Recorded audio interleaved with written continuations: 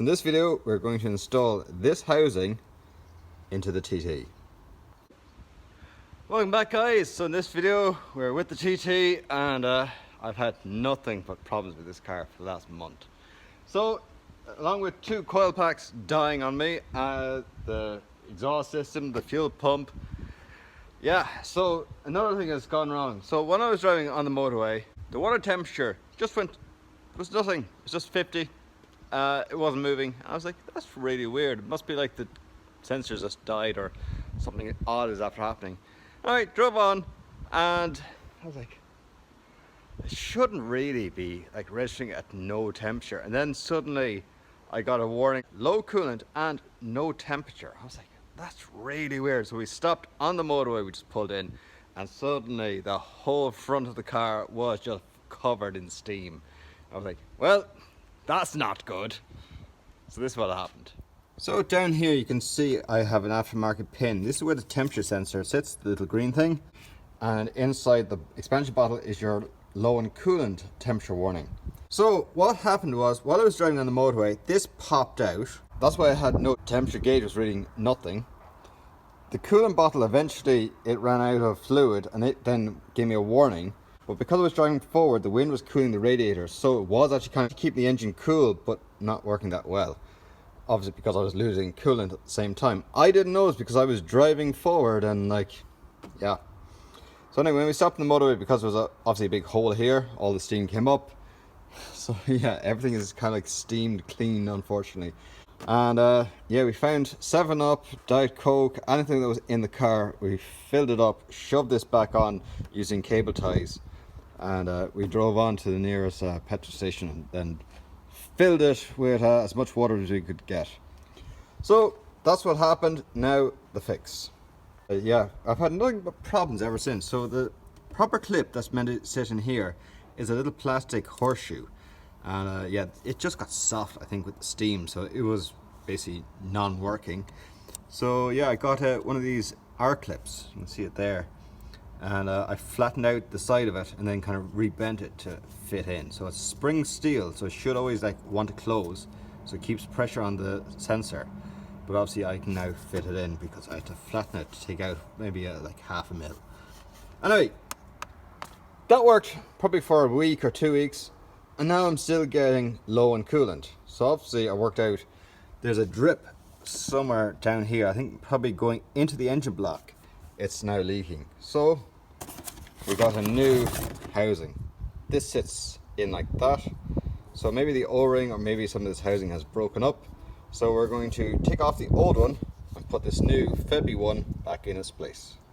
So where to start? I think we'll pull the spring clip and then try and open the 3 Jubilee clips, or these spring clips things to hold on the water pipes. So step 1 is to remove this clip. You might have a horseshoe, but this is what I have. That's all it looks like.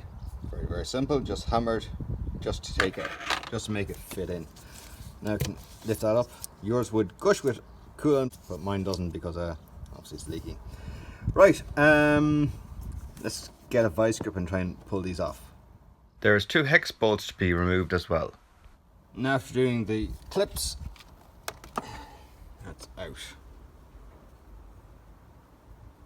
Okay, it was leaking somewhere underneath. Don't see any hairline cracks. But there's just the moulding. I wonder, is that it? Look, it's gone brittle. Yeah, look, it's gone brittle. It's collapsing into itself. Where's the O-ring? Okay, maybe that's where it's leaking.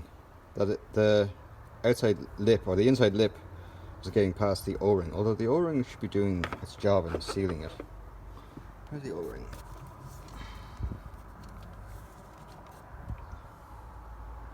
Looks a little bit big.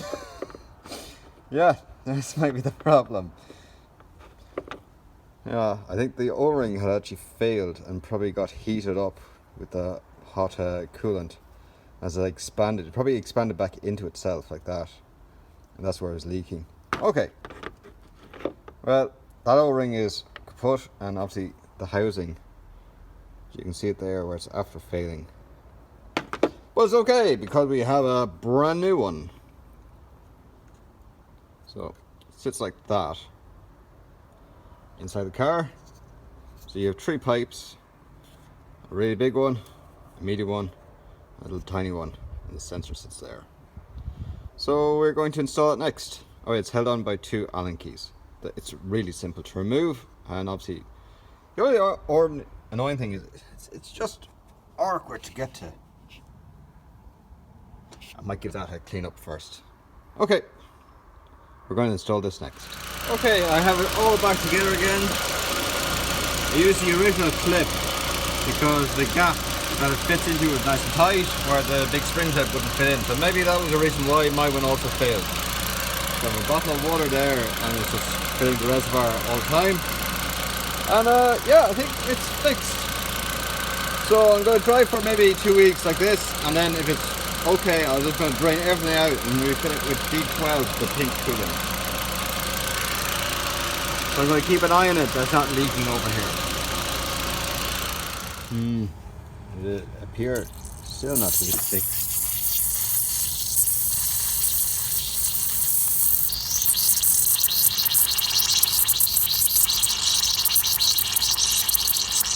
Well, that's not good.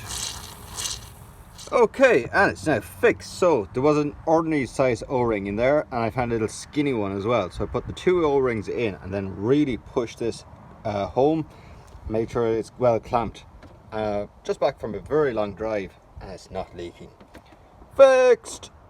So there you have it, guys. That's it now fixed. So thankfully no more water leak, and now I can drive the car like normal again. So if you like this type of video, give us a thumbs up, subscribe over there, and as always guys, thanks for watching, see you later.